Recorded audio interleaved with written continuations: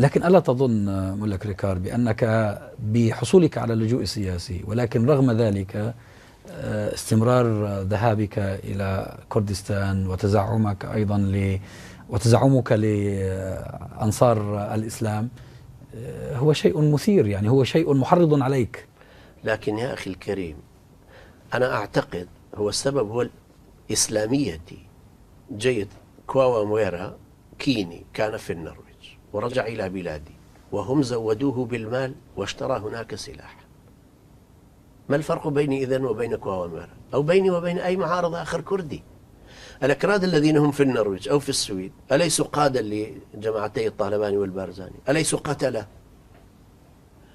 بلى هم قتلة، لكن بسبب إسلاميتهم هم رفضوا هذا الشيء، وهم لا يستطيعون أن يستوعبوا ديمقراطيتهم، لا تستطيع أن تستوعبنا ونحن مسلمون ملتزمون بديننا. كيف يستقبل أصوليا إسلاميا مسلحا يجمع المال وهناك ينشئ معسكرات؟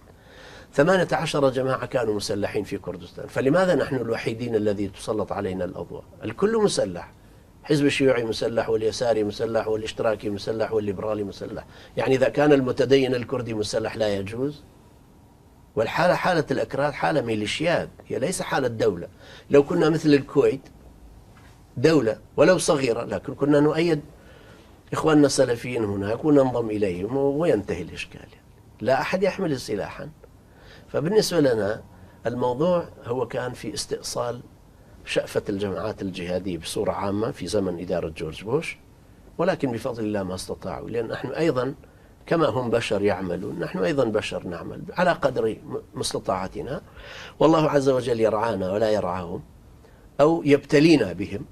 فالحمد لله إخواننا دخلوا وقادة الأخوة بقوا، ومن قدر الله عز وجل أنا الذي أصبت في المحاكم هنا والراية في يدي. قدمت 38 مرة إلى المحاكم، وحققت معي 10 مخابرات دولية ما أخذوا مني كلمة واحدة.